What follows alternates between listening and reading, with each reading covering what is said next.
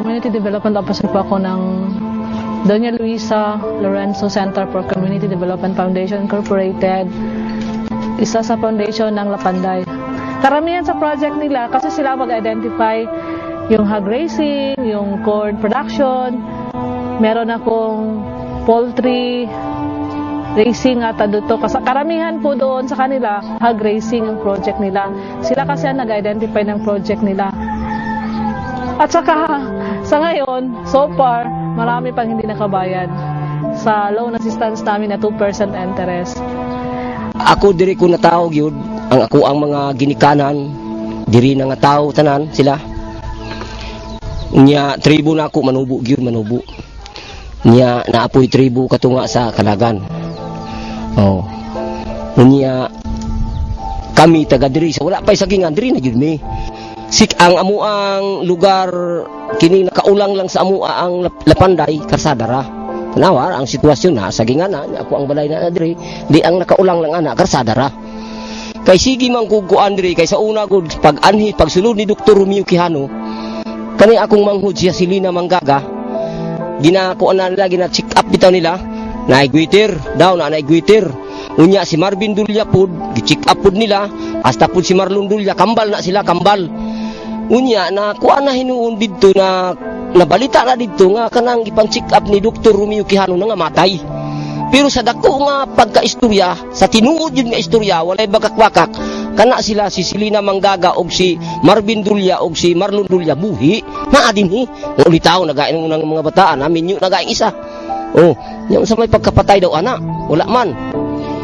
Unya gina-interview pud ko nila ana mga tawhana nga kinibang inyong kalubinhan dinhi unsay nakapatay. Dili ba ang chemicals man gikan sa kuan dinhi sa sagingan? Nako dili. Nagsugod diri nakatrabaho ko og 1988. Nakatrabaho ko dig 5 months. Wala may na unsa na maigo man tuod ko sa spray pero wala man madaot akong panit. Wala. Wagi nadaot sa akong panit. Hinuon ang kanang spray kung sigon pa sa kuan mauna ang kuan sa sigatuka man siguro tunga sakit dipinsa na siya sa kuan sa saging dahon pero dili kay makadaot sa tao kay kung makadaot para sa tao perti nang daghanang nangadaot diri sa kamukaan kanang giingon nila ang mga taga kamukaan daghang patay bakat na murag hindi totoo yun sir nga makahatag og tabang sa muha. Samot mo kalisod o ihinto tana ang kuan aerial spray. Samot nagkalisod ang tao ihunong ng kuan sa spray. Marami ng tao dito nang maghihirap kasi wala nang hanap buhay, wala nang sagingan. Sa akin, tutulungan ko na hindi matanggal yung aerial spraying kasi yun lang ang kinakailangan ng kumpanya para yung maka-survive yung kanilang banana industry.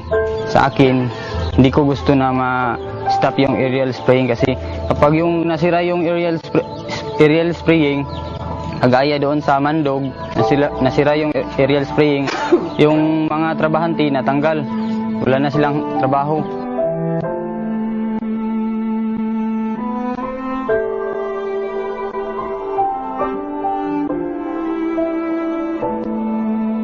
Noong 2008, nagkaroon ng reduction ng mga empleyado dahil sa pagban ng aerial spray, nagkaroon ng mga problema yung mga sagingan na nagkasigatuka.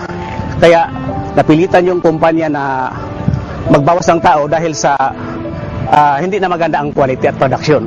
Lahat ng mga workers na regular talagang na-pay off talaga kami.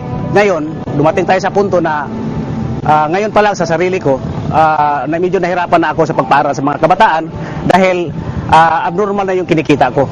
Meron naman ako sa barangay pero hindi sapat yung kikitain ko sa barangay.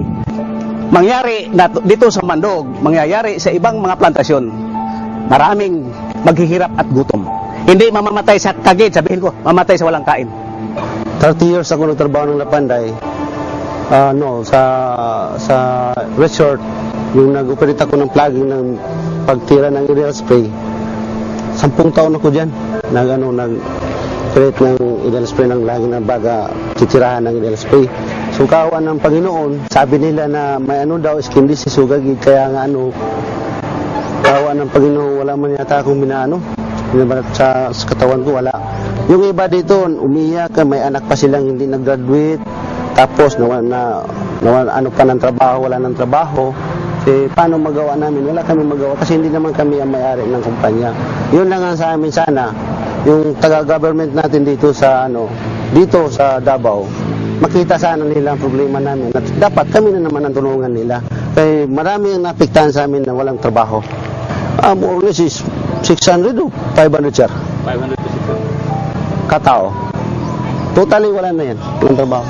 Sa awan ng Panginoon, sa pagkatawan okay rin, pero sa hanap buhay talaga, iba na talaga. Kung hindi kagaya ng noon na magtrabaho ka ng umaga, pagkahapon may bigas na, ngayon wala na. Kung hindi ka maghanap, wala nang bigas kasi may anak pa ako hindi nakagraduate. Paano ko na yung